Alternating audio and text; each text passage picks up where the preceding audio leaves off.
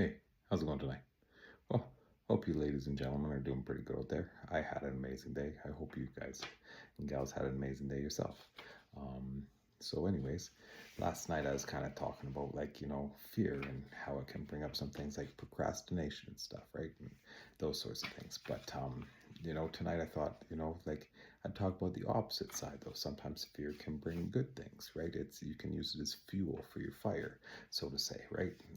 And it kind of, I was just going through watching a few things or whatever, and just came across this one video, and I thought about talk about the winners aspect of fear, right? And I came across this video, and it was actually like Bruce Lee and Muhammad Ali, and I'll just read like a couple of the quotes from within the video. And Bruce Lee says, I'm not in this world to live up to your expectations, and you're not here to live up to mine, right?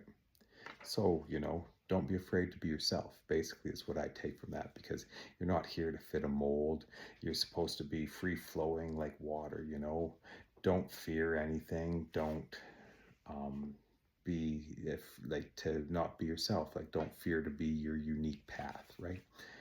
Then the other part was from Muhammad Ali, and he said, he who is not courageous enough to take risks will accomplish nothing in life.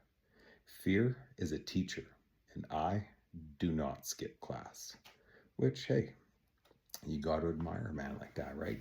Because when you can be faced with lots of challenges, and I'm sure that man faced many challenges, many opponents in his life, right?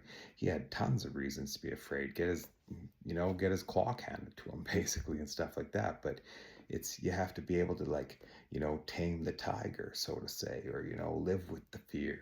Or you can even go into if you like Talladega Nights, Ricky Bobby, right? You got to be one with that cougar. You can't let that cougar take control of you. You got to take control of that cougar, right? And so how I take from it is how winners do is they use that fear as fuel instead of something to hold you back, like a parachute of like procrastination and like, ooh, I can't go anywhere. They're like, no, how can I use this to drive me forward?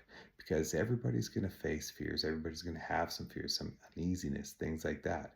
But it's what you do with it that sets it apart from if you're a winner or you're a loser in the situation of how some things go.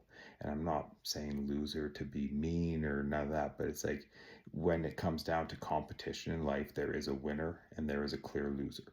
And that is just the facts of it. There's no second place prize awards for, not doing the job right.